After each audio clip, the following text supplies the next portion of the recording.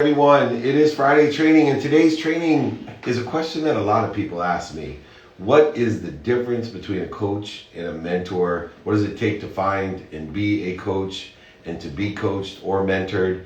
Few little housekeeping. Remember, everyone, if you miss it or want to share this, it's on the playbook. Go ahead, download it, share it on Spotify, Entrepreneur, on every platform, Apple, Google, etc. You can check it out. You also can try out for season 3 of 2-Minute Drill, $50,000 of cash and prizes. Books, exercises, guides in this training are always free. David@dmeltzer.com. Put your questions in. We'll have a Q&A session at the end, as always. One of my favorite things to do, so make sure you fill up the Q&A section with all the questions, whether you're on IG, Clubhouse, or here on the training webinar. Thank you, everyone. Next week's training is on time management. So if you're interested in any of those tricks, trades of time management, we'll be going through those. All right. First of all, the difference between a coach and a mentor. A coach is someone that brings the best out of you. A mentor is someone that gives the best of themselves. That's the easiest way that I put it. I used to say the difference between a coach and a mentor is about $500 an hour. But the truth is, a coach is someone that can bring the best out of you. A mentor is someone that can give you their best, meaning the situational knowledge, relationships, etc. And there is a purpose and a place for each of those. John Wooden, the coach of UCLA, probably the greatest college basketball coach of all time, he defined a coach as a coach is someone who can give correction without resentment. Part of the ability to bring the best out of others is to be constructive with suggestions of improvement. And this is a very difficult thing to do as a leader, a coach, and able to bring out the best in someone, to inform them, give them correction, constructive correction with that.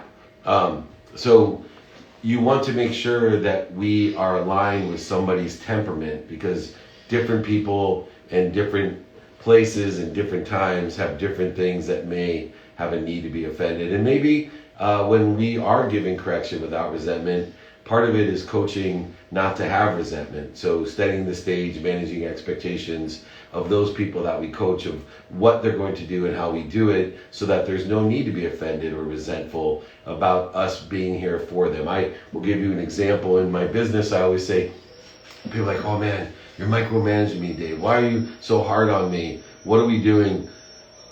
And I say, well, I would be more worried if I wasn't, right? If I wasn't giving you correction, that I wasn't paying attention to making you better. And that's what a coach is here to do, to bring the best out of you, to find your higher self, to make you better. So what does it take to be a good coach? Besides giving correction without resentment, as John Wooden says. A good coach needs to be consistent in his time. So you need to be consistent. You need to be the exemplary person to be there on time when you have a commitment to being a coach. 2, you need to be consistent with interest, making sure that you can't sway from not caring to caring. You need to be consistent in your behavior. You need to be consistent in your opinions. You need to be consistent in your feedback. You need to be consistent in your suggestions. You need to ensure that your own worries, tensions, deadlines, and obstacles do not interfere with you as a coach. You cannot bring your own emotional aspect, your own difficulties, interferences, voids, and shortages when you're a coach to the coaching. You need to be consistent to inspire the persistent behavior in others. And a lot of coaches don't know why they can't convey what the people they're trying to inspire with. They're not responding, and usually it stems from this problem. They're not consistent in time, interest, behavior, opinions, feedbacks, and suggestion, and they bring too much of their own baggage to the table. Now, what does it take to be a good mentor? Remember, a coach is someone that brings the best out of you. A mentor is someone that gives the best of themselves. So there's no simple definition of what makes a good mentor, because it's coming out of you, nor a single guide for becoming one. Mentors can be bosses, colleagues, teachers, peers, friends, or just about anyone who has the experience, the situational knowledge, the determination, and most importantly, I believe, the temperament to be a helpful guide, to be able to utilize that knowledge, skills, and desire to effectuate giving directions to somebody else. Completely different perception as far as being coached or mentored. And, some people are just good mentors. Some people are extraordinary coaches. And then some people can do both. And that's where I try to hang out, is to be able to be consistent enough to bring the best out of people, to be motivational and also inspirational by being a great mentor, sharing all the dummy tax that I've paid to others so that they don't have to pay that dummy tax. There's enough federal and state taxes for people to pay. We don't have to pay the dummy tax when somebody else has already paid it. They're happy to give it to you. Now, what does it mean to have a great coach? For others, success may be something different than what we perceive as a coach to be success. It could be becoming fit, conquering a fear, or simply stepping outside our comfort zone. Nonetheless, a great coach is someone who recognizes what version of success is and goes out of his or her way to help the athletes, students, etc., achieve everything they're aiming for. Remember, when you're coaching, you're bringing the best out of that person. Therefore, you need to align with their goals, their personal values, experiential values, giving values, and receiving values in order to align with what they're looking for as they pursue their potential, and you're raising the bar to achieve that potential yourself for them, through you. What are the attributes of a good coach? The attributes of a good coach is a positive, enthusiastic, supportive, trusting, focused, goal-oriented, knowledgeable, observant, respectful, patient, and clear. Now, let's see how those all come into the workplace. Take positive, for example, because positive is a subjective perception. A lot of times when someone's coaching, they feel as if they are being positive. Just take a simple task of being late. How do we convey as a coach to be on time? Is it positive if we point out that they're late? Or is it positive if we show the impact or reasons to be on time? Or is it positive if we talk about, looking at the capabilities of being late? All of these different things go into the attributes of being a coach. I would say energetically align with the enthusiastic, supportive, and trusting side. Being positive is very subjective. Goal-oriented, making sure we're communicating that, are the attributes of a good coach, with gratitude, forgiveness, accountability, and of course, that ability to effectively communicate. Now, comparatively, what's the good attributes of a mentor? A good mentor possesses the qualities of, number one, willingness to share their skills with as little ego as possible. So just being able to share the skills with humility, not over-exaggerating or glossing over the actual lessons that need to be learned in order to effectuate what they were experiencing in order to achieve what they have. They have to be able to share their knowledge. A lot of times it's not what we say, it's what they hear. A lot of times a mentor is ineffective because they're looking to tell somebody something, or they're looking for people to listen to them instead of understanding what people, their mentees, are looking or listening for. Completely different perspective in speaking is what you're listening for, not wanting people to listen to you.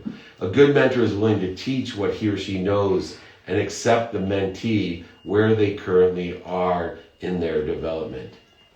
Acceptance of mentees and coaches, acceptance of mentors and coaches, these are important things. We need to have an acceptance of where everyone is in order to demonstrate the positive attitude and the acts, so that we can represent a positive role model in order to do so.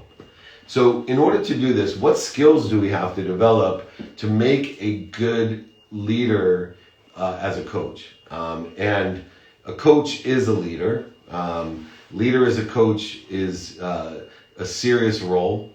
effective coaches do not minimize the importance of coaching to the people that they coach. They don't minimize. When you're a leader as a coach, you can't minimize that role. It has to be a priority. It has to be to an energetic level of inspiration to those people that you are coaching to. And that consistent behavior is so important to give people that trust and inspiration and the positive enforcement that they need. Emotional intelligence.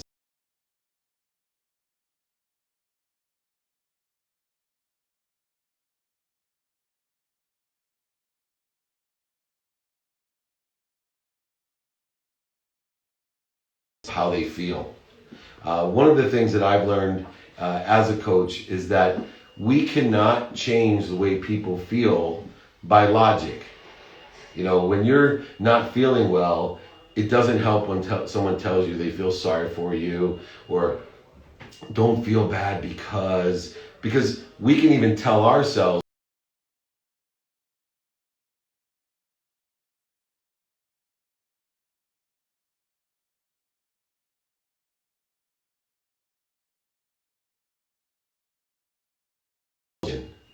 And so a coach's job, utilizing the emotional intelligence, one, to be aware of the emotional misalignment or interference or voids or shortages or resistance, but actually giving a positive activity, because action is what resolves feelings.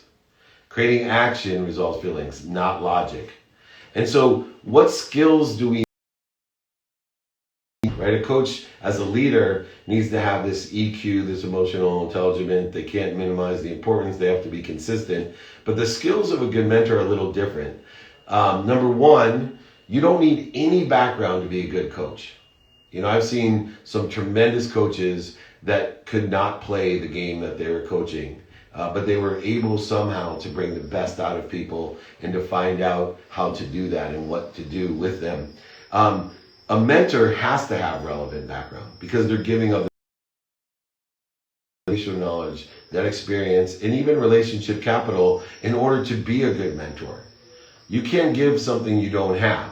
Now, enthusiasm is connected in this case, not enthusiasm in the trust and the ability and inspiration or motivation of an athlete or a student, or associate, but enthusiasm for sharing their expertise is just as important as a mentor as having the expertise. So, you know, one of the gifts of being a mentor is not only knowing the directions, but being enthusiastic about teaching and telling the directions. And that takes an authenticity. It takes a sincere ability to want more for somebody else than you want for yourself. To understand that when we elevate others, we elevate ourselves. And so many mentors just focus in on their expertise and their background, and they don't realize that the enthusiasm to communicate or share their expertise has to equal or be greater than their expertise itself.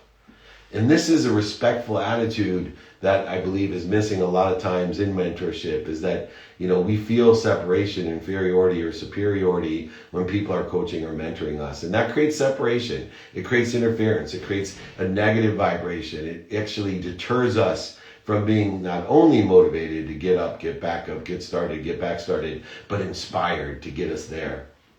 You have to have that eagerness to invest in others, to elevate themselves.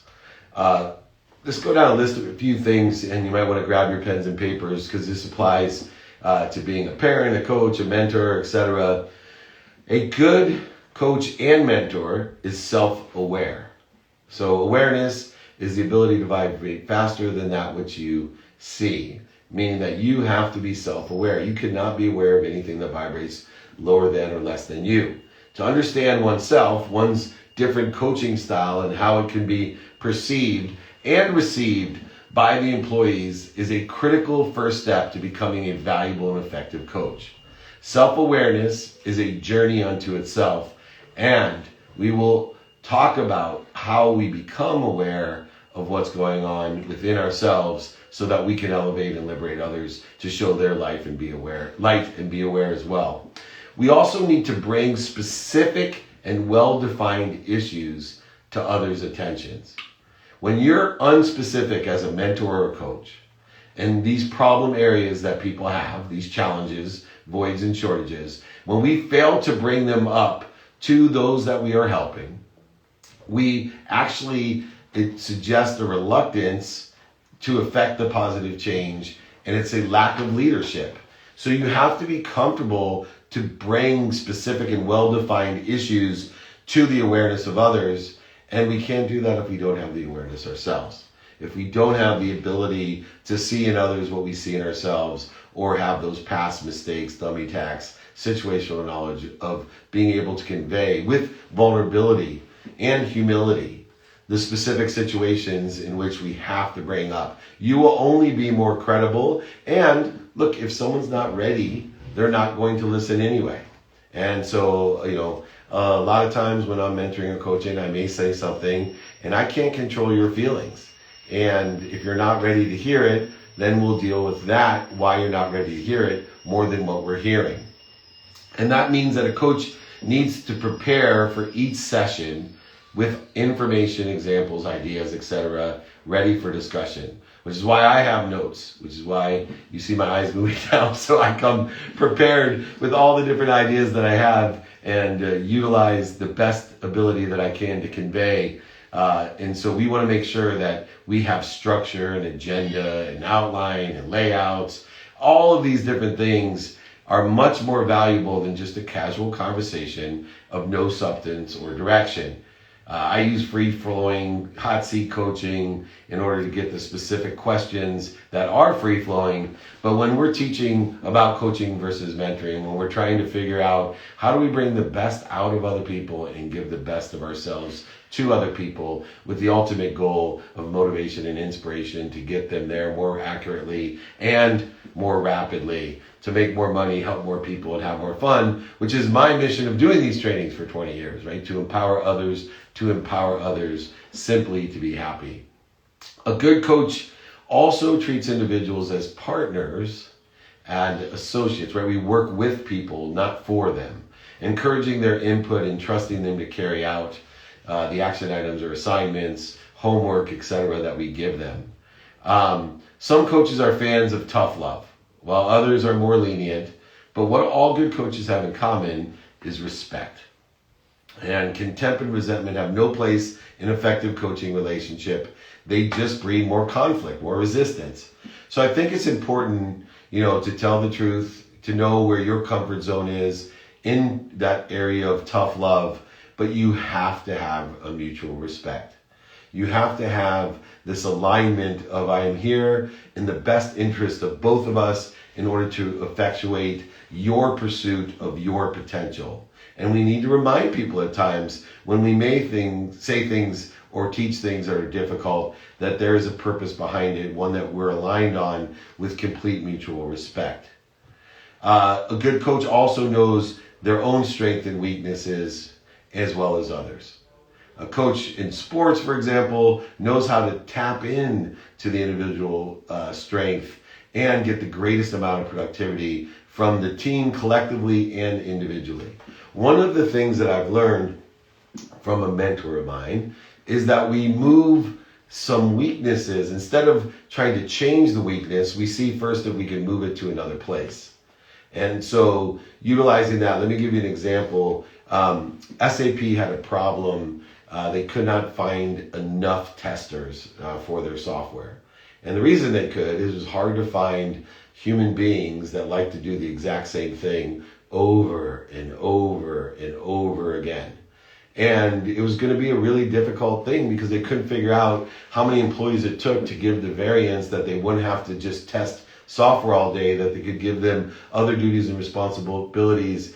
But the more efficiencies were in finding somebody that could sit there for 8 hours and test software. And so the CEO of SAP goes home. His child was autistic, a little bit on the spectrum, and he's watching him as he's perplexed over this problem of where he's going to find people to do this. And he realizes that his son loves to do things over and over and over again. And to this day, thousands of people who are on the spectrum have been hired by SAP to test their software. empowering them, giving them self-worth and value, a positive experience, because they took what other people saw as a weakness and turned it into a strength by moving it, not by changing it. Every weakness can be utilized as a strength if put into the right position. A good coach and mentor also makes the expectations clear at the beginning, not during. So at the very beginning, a coach and a coachee or a mentor and a mentee have a sense that they have a distinct purpose, and they have to agree on what the purpose is before they proceed in their session smoothly. And that purpose is so important because it is the purpose that needs to exceed the pain of growing and learning. And growing and learning does have pain, but pain is just an indicator that you have a better place to be in a better situation, which is what the alignment and communication of those expectations should be. A good coach also allows enough time to adequately discuss issues and concerns. So we have to have sessions where we allow people to speak up on what their concerns are, what their issues are, and be able to take those and apply them to what we're teaching, and not rush through just telling people what they should know, but allow them to be more interested than interesting, to ask questions, to bring back feedback, issues, and concerns. We want our mentees and students to be a part of the conversation, a part of the situation. They want to make sure we understand their point of view. That will only enhance us as coaches. And rather than just assigning blame, shame, or justification and delivering unhelpful criticism, we need to allow them to explain the things from their point of view, and then uncover and root the misunderstandings and miscommunications in order to improve upon their perspective of where they're at and where they want to be. A good coach expresses encouragement and optimism when both easy and difficult issues are discussed. So, nobody wants to talk about the elephant in the room, but you need to. And it's our job to make it less intimidating and constructive and utilize optimism with small and big issues, difficult and easy issues to address. We need a commitment to the solutions that have been agreed upon. So it's not just good enough to teach and to learn. We need to make a commitment to what? Changing our feelings, changing our mindset by taking action. And we need to not only agree upon that action, but hold each other accountable in a consistent, persistent manner in order to effectuate the productivity, the accessibility, and gratitude that we're looking for. Also, a good coach provides the resources, authority, training, and support necessary for others to carry out their solution. Coaching doesn't end when the session ends. If a coach is to follow through with any additional guidance, then we must utilize a plan to move forward, utilizing authority, training, support, resources, relationships to assist people throughout the process. When I'm coaching and mentoring, I have accountability sessions, but I'm available 7 days a week to make sure that I, real time, like a sideline coach, can effectuate bringing the best out of you and sharing my situational knowledge if an audible needs to be called. A good coach offers support and assistance to those that he or she is coaching to help them implement change and achieve desired goals. Professional development is a team effort. It's usually not wise to simply cut one of the people free after a session and expect them to achieve everything on their own. We need to set up a support system, an accountability system, in order to effectuate what we're trying to achieve in the coaching or mentoring. And understanding that follow-up, accountability, team support is just as important as the lessons themselves. We need to follow up in a timely manner. We need to manage expectations.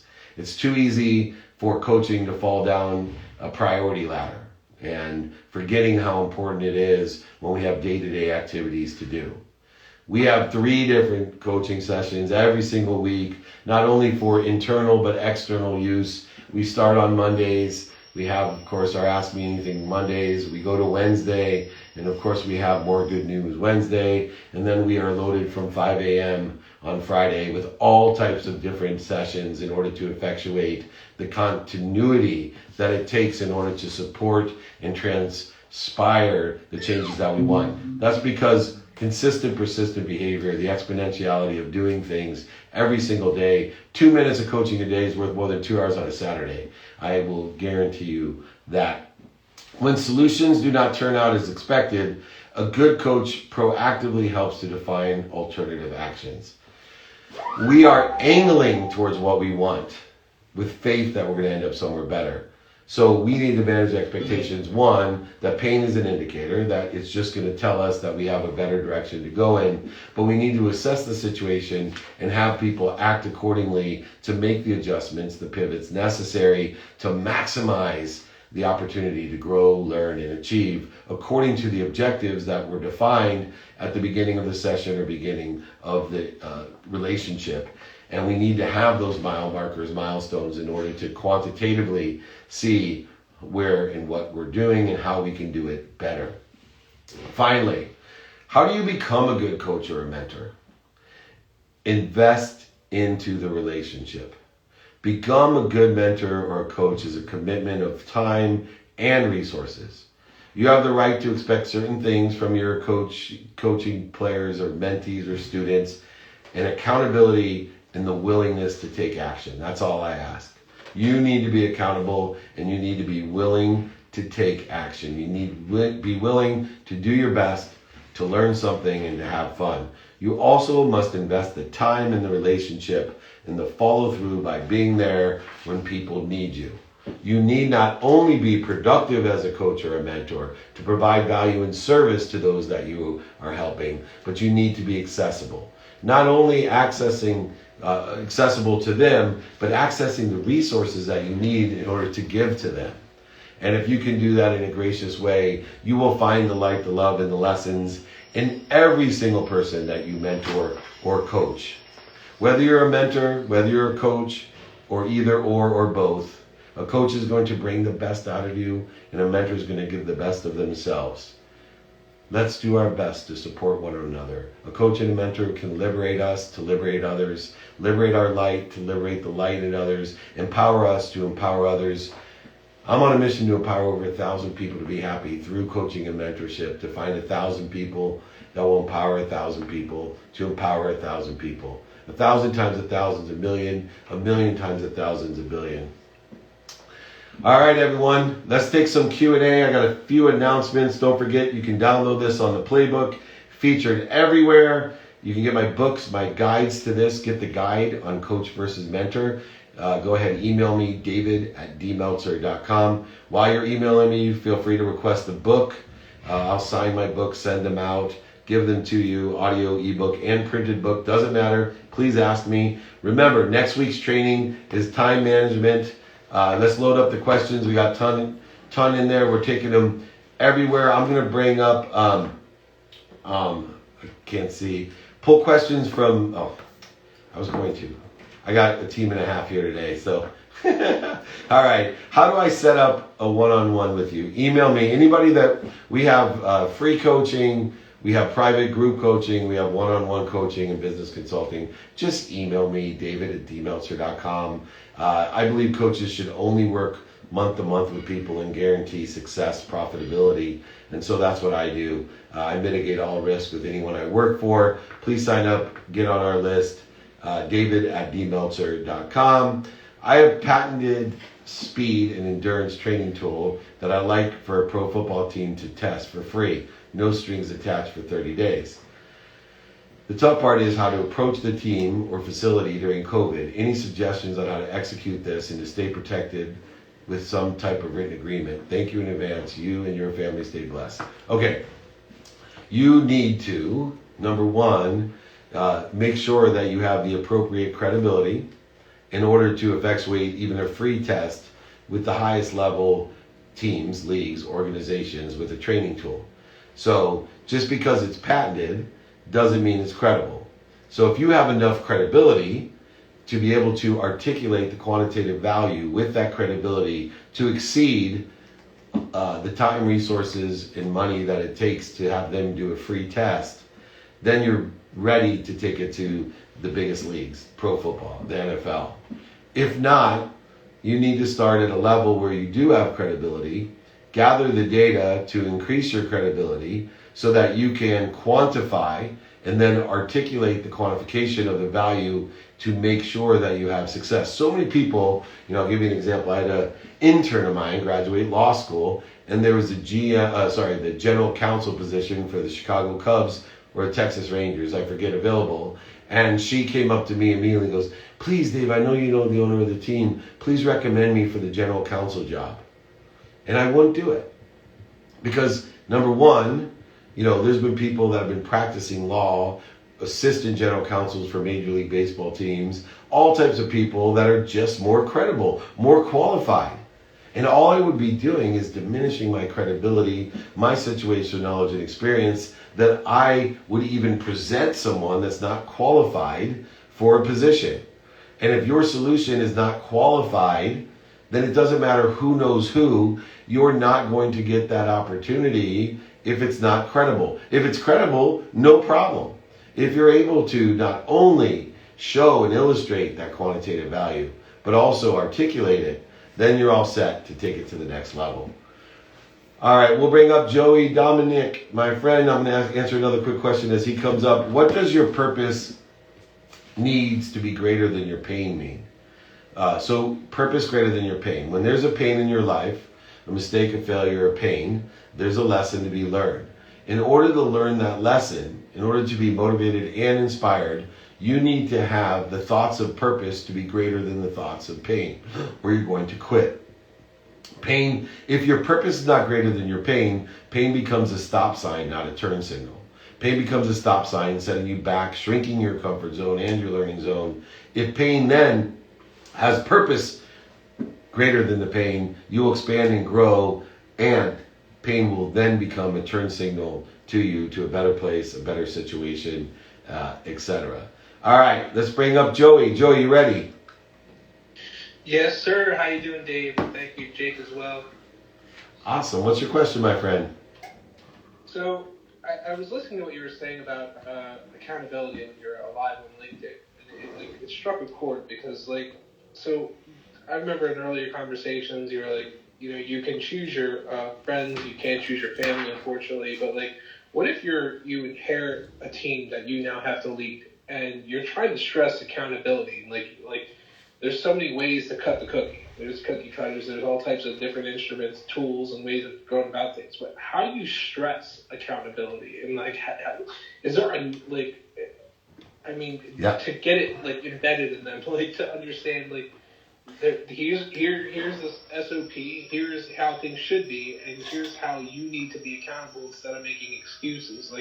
I run into that daily, and it's one of those things. It's I feel like a broken record having to stress it. There happens a different way of especially in obviously my full-time job is government, and so and coming from where I work in government, it's kind of hard to I feel like I have to find a more creative way outside of explaining it in a coloring book and handing them crayons to probably read and understand. Sometimes sure. And I'm being facetious, but no. So accountability to me is the most common, especially in the employment realm, is the most commonly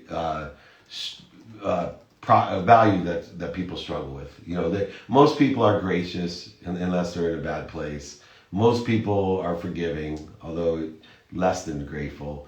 But accountability is an occurrence that needs to be reminded and taught every day. And so the way that I have done it is, number one, is we have to go ahead and put the right energy and enthusiasm behind the exhaustion of saying the same thing over and over again, and understand that we must not be effectively communicating what it is. And what I've learned, the easiest way to communicate accountability is, instead of saying, you're below the line, that's blame, shame, and justification, is when someone is in blame, shame, justification. What I talk about responsibility, liability mindset, not accountability mindset, is I actually ask them the two questions.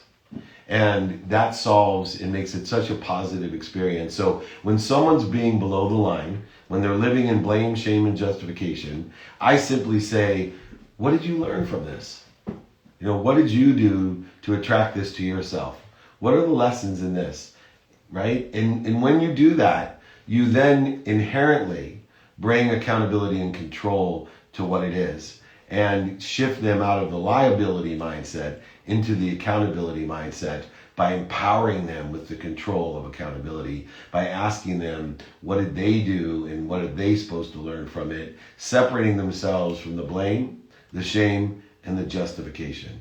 So if you can find the patience in order to effectuate not responding in the same like-mindedness of, the same repetitive, you're below the line, you need to be accountable, take control, instead of telling them, allow them to find it themselves and teach them themselves by asking those simple questions of what did they do and what are they supposed to learn from it. Okay? That was amazingly beautiful, and now I can't wait till Monday. Awesome. It will work, my friend. Let me know. Christina Madrigal, you will be up next. Let me take a quick question from online. What makes a bad coach or a mentor? I think inconsistency. A bad coach or a mentor is inconsistent and negative. They think that they can focus in on what's missing, what they don't like, what other people want for them, and somehow it magically appears. In fact, all they're doing is bringing more energy to what they don't want. A bad coach or mentor is someone that's negative and inconsistent.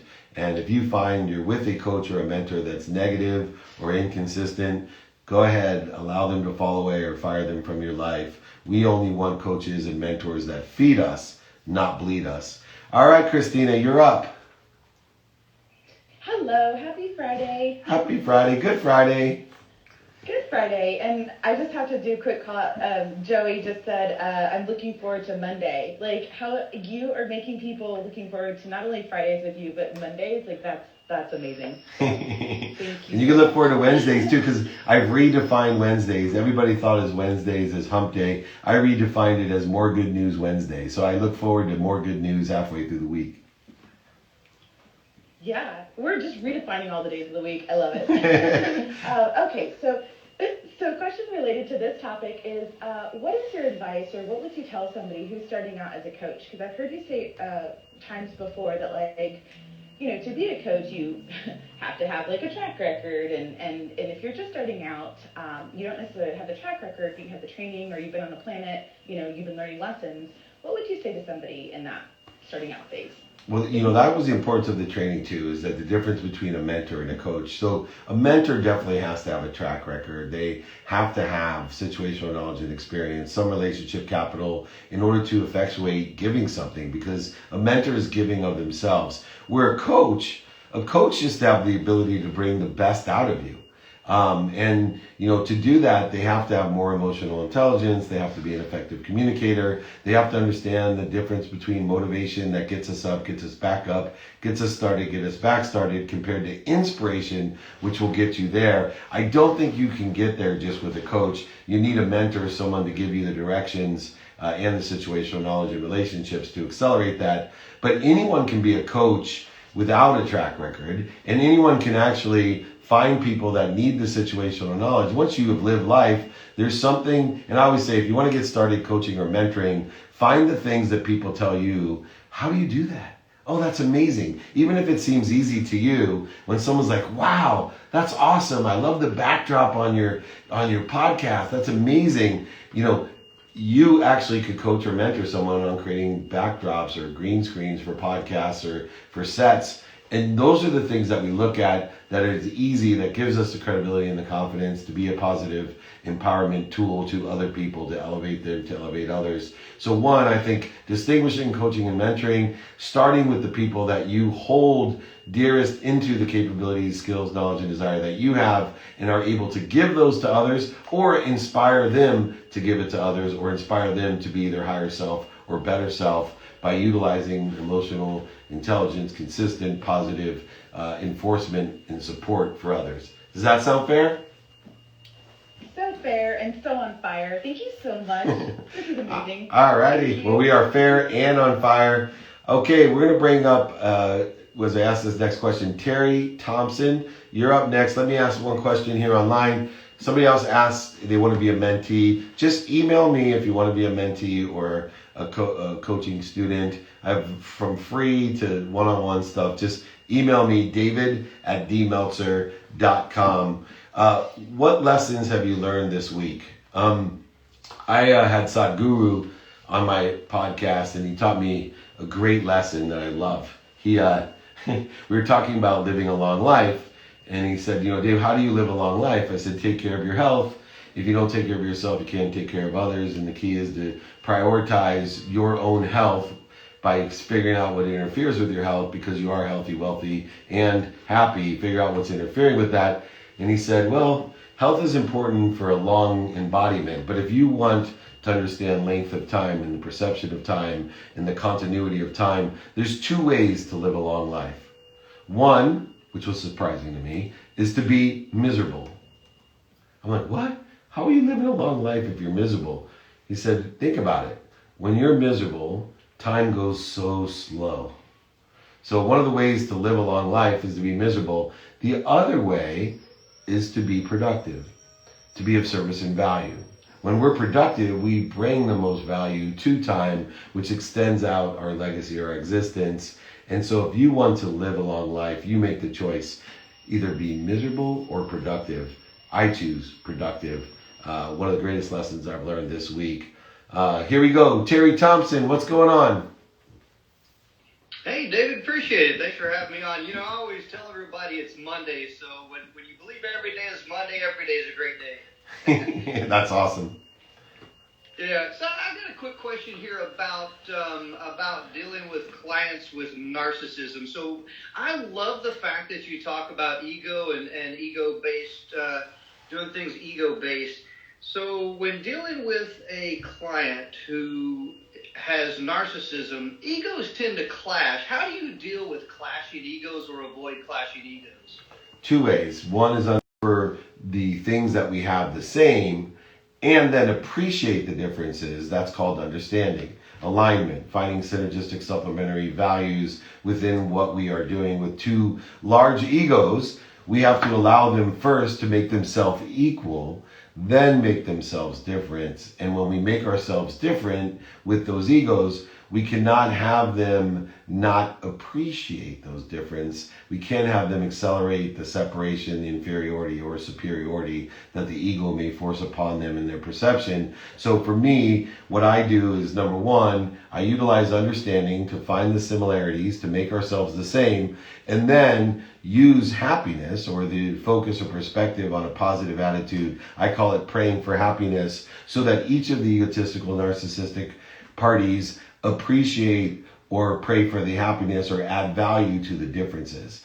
And so when we're managing two big egos in that respect, let's make ourselves equal, then appreciate the differences. And if you take this type of approach, you will find statistical success, that we are able to align those emotions, to lessen the resistance, the voids, the obstacles, the shortages, that these egos that have a need to be right, need to be offended, inferior, superior, separate, anxious, frustrated, angry, guilty, resentful, all of those great traits that we see in these big narcissistic egos that we're trying to manage. And once we bring the commonality and connectedness and remind them that a tree doesn't have any branches, one branch should not be fighting against the other branch. Let's all find the tree within ourselves, the similarities, the sameness, the equalness, and then learn through happiness to appreciate those differences. And we'll pray for that amongst ourselves and to and through each other.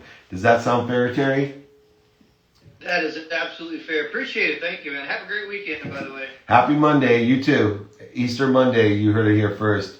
Awesome. Next up, I'm going to get another question from a line. I'm not sure if it's my friend Robert Smith. I got like two different Robert Smiths I know. One played football in the NFL, and the other is an extraordinary philanthropist. I'm sure there's many Robert Smiths in the world, but give me 1 second to answer this here. What strategies are the hardest for you to teach others? The hardest strategy to teach others is to practice ending fear. What happens is that we are so far in our way.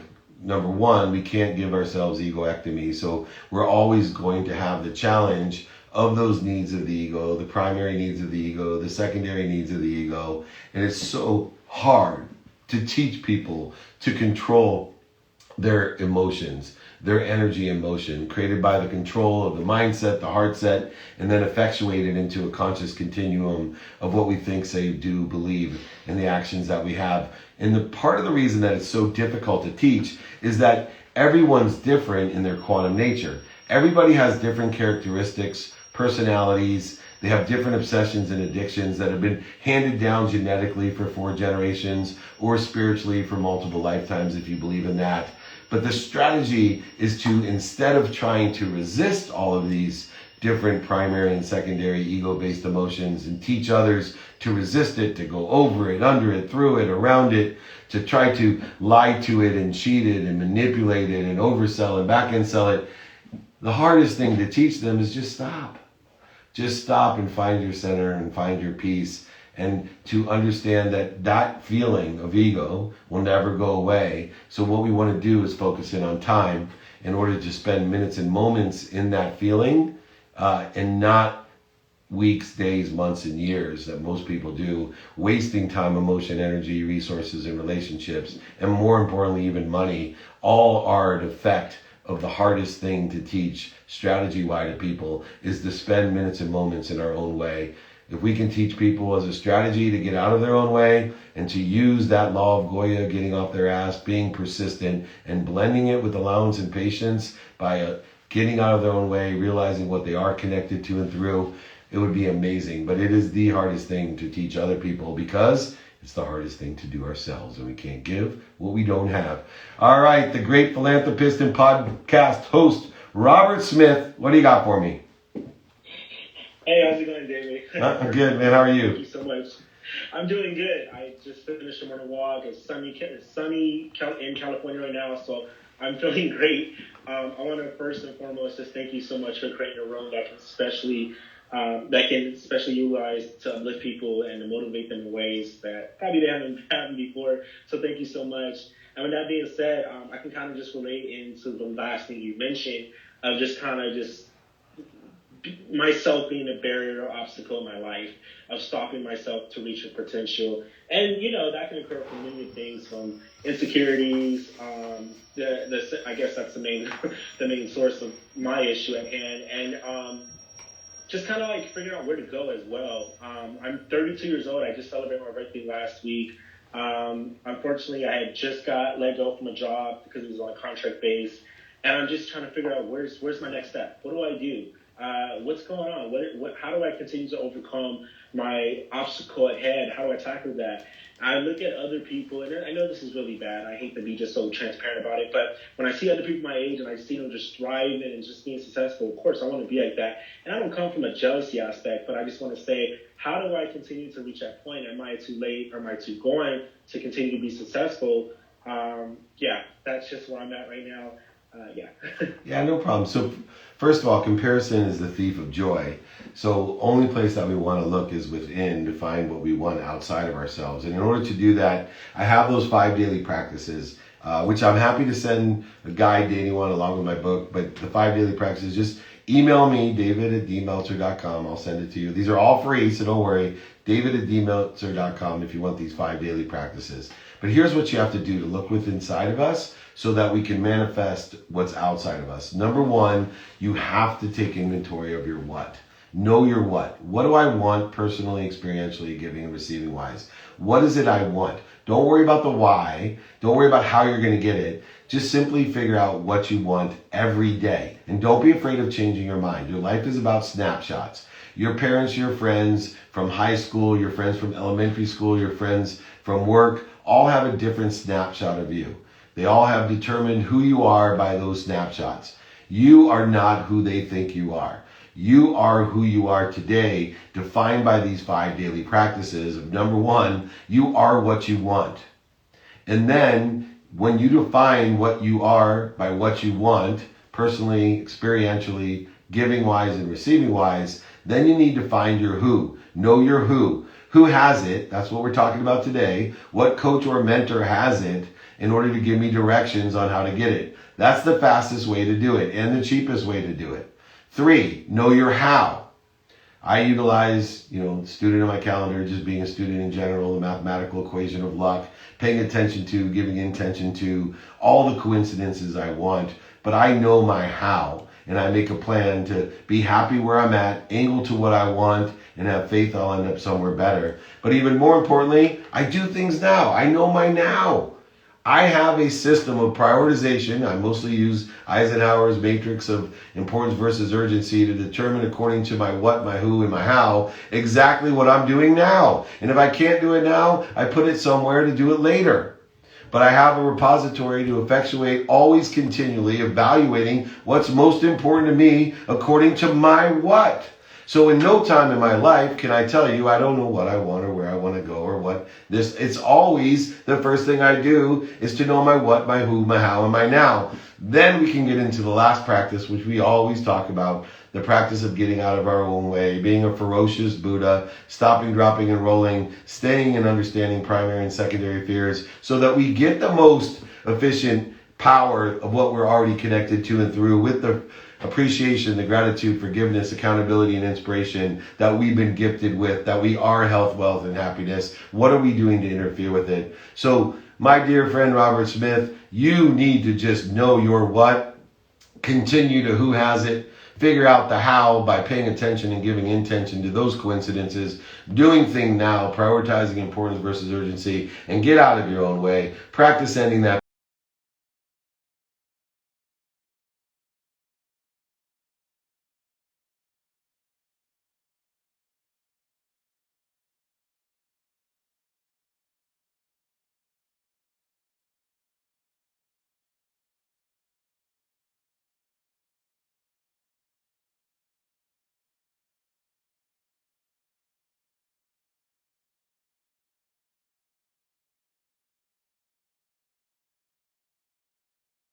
shipping.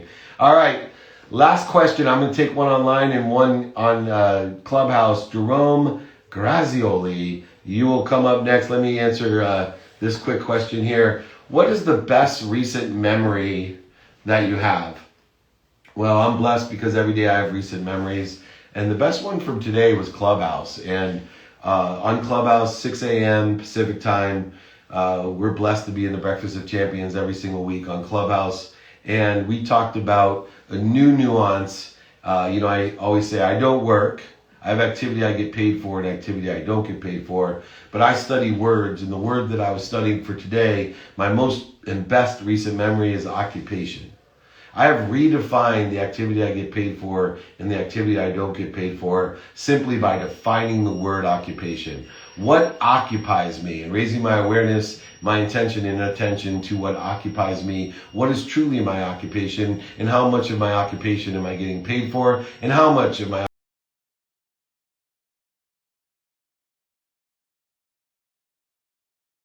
or am I occupying myself with what other people want with me, or what I don't want, or what's missing? So create the great occupation for yourself and occupy yourself with what you want and make your possibilities your probabilities and your probabilities your perspective or reality. All right, time for one last question. The incredible Jerome Grazioli. What's going on?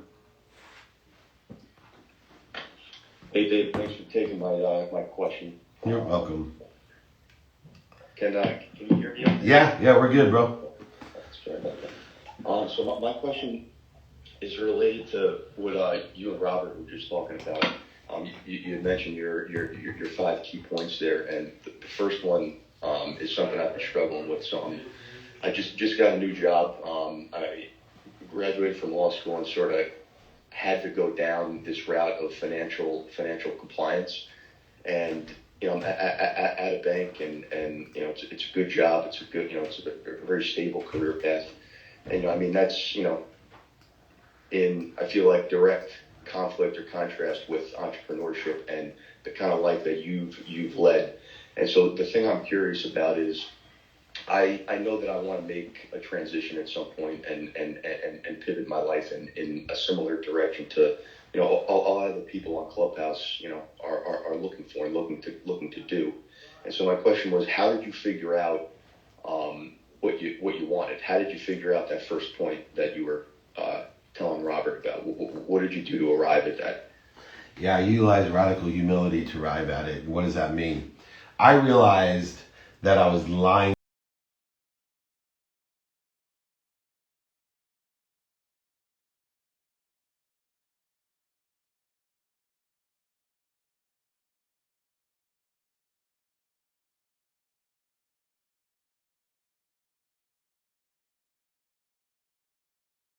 multi-millions, or to my bankruptcy, or to the job of Lee Steinberg, or being the CEO of the first smartphone, or whatever they think it was. It wasn't. It was that I had learned from wherever and whoever at a young age, and then developed that and continue it through it with these 5 daily practices, which I'm happy to send to everyone, remember. But more importantly, I figured out one thing. I am not someone that loves what I do. My superpower is I learn to love what I do. That through gratitude, forgiveness, accountability, and effective communication or inspiration, I am capable of finding the light, the love, and the lessons in everything I do. From taking out the trash, to having to pay payroll when you got nothing in the bank, to dealing with overhead and employees and COVID and moving and kids and 3 teenage daughters. I've learned to love it. I've learned to love being a dad of 3 teenage daughters. I've learned it. And you too can learn to love everything that you do by searching for, finding the light, the love, and the lessons in everything. Use gratitude, use forgiveness, use accountability in order to effectuate that perspective. Don't do something until you learn to love it. So you have to go write a brief. You sit there for a few minutes and you look for the light, the love, and the lessons in it so that you learn to love it, so that time goes fast because you're productive, not miserable. That your life lives long because you're productive, not miserable. And I say lean into everything that you do, because if you lean into it and you learn to love it, you will have more time, as Sadhguru taught me, and you will have more opportunity. And what it allows you to be an entrepreneur is time, money, and opportunity. And all 3 of those are an effect of learning to love what you do. I am here to tell you that none of you should worry about your why, because it will come. It's natural. Your why is to be of service and of value and to help other people. Learn your what and learn to love your what, and get help from who and how and now. I promise you, lean in, learn to love what you do, and you will live with the light, the love, and the lessons, the forgiveness, accountability, and inspiration that all of us deserve. You are health. You are wealth. You are happiness. Learn to get rid of what's interfering with it, and learning to love what you do gets rid of the interferences, voids, and shortages of how you're feeling and how you're seeing. Does that sound fair, my friend? That sounds fair to me. Awesome. Well, thank you everybody so much. Remember, please, download the playbook. All of the replays are there. Every training I've done is there. We got billionaires, millionaires, entrepreneurs teaching their lessons. Please join me. The playbook, like it. We can try out for 2-minute drill, $50,000 of cash and prizes on Bloomberg and Amazon. Email me if you want me to mentor you, coach you. Please, david@dmeltzer.com. The 5 daily practices, any of my guides are available. Next week's training is time management. Please, everybody, remember, most importantly, be kind to your future self and do good deeds. Have an unbelievable holiday. Take care. Bye-bye.